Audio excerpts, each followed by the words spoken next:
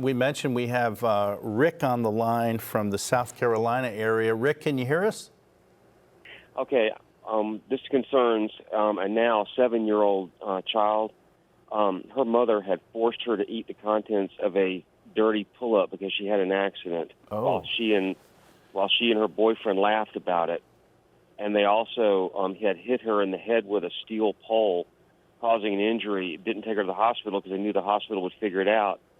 And she held a knife to the little girl's throat, saying she'd kill her if she told anyone. She told this to her therapist.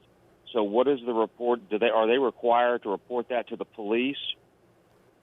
So, Rick, your question actually contains multiple facets to it, but to answer your main question, yes, typically when a child speaks to a child advocacy center employee about an allegation such as the ones that you outlined, then that person usually is a certified and mandated reporter, and they would be required to get law enforcement involved.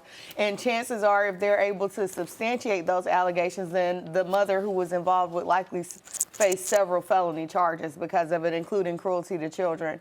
Usually that would be a cruelty to children in the first degree, which is the highest level of a felony involving a child victim outside of sexual crimes. Rick, if you're still on the line, what's I mean, our heart goes out to you. What's the status of the situation with the 7-year-old right now? She's staying with us. There's 4 kids involved. They've all been taken away to relatives. And for the meantime, but the court is actually trying to phase it back where the kids go back to the mother.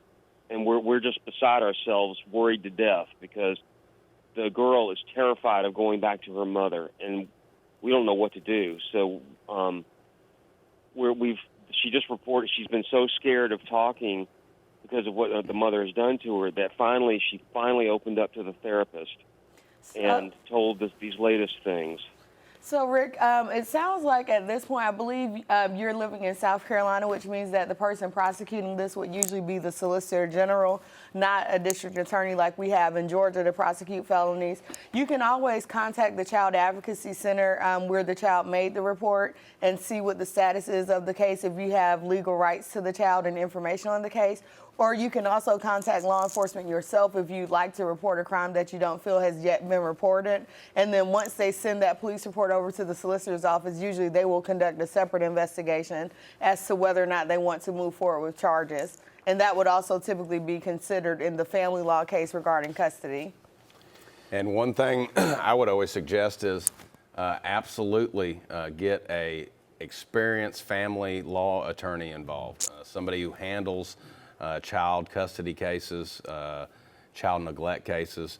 It's never going to be easy to do it on your own. It's obviously going to cost money, but this is a situation, involving your child, and if you got to take a loan out, from the bank to pay an attorney, now is the